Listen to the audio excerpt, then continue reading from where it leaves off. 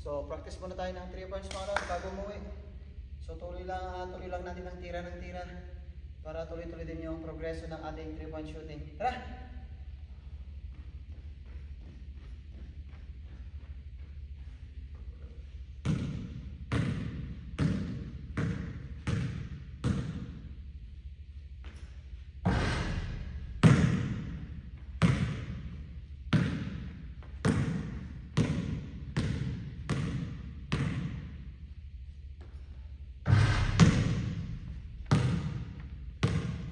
First one is the miss, second one is in.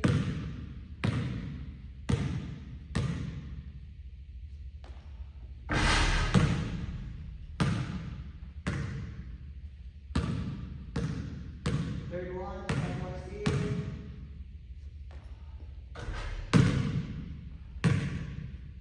Fourth one is also in. So, na-miss natin yung una, nakuha natin yung huling tatlo.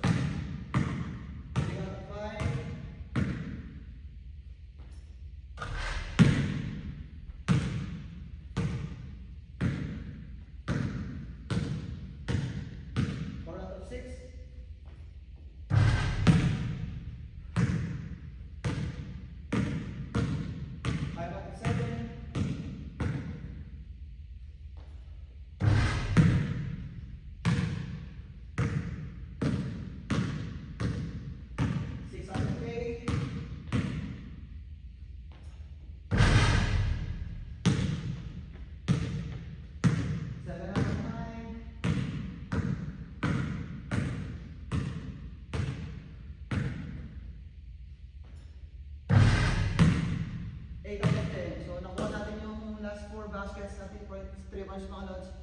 So overall 80% ulit tayo sa 3-point shootout ngayong umaga. So maganda yung epekto ng ating Wilson Evolution, yung bagong bola natin.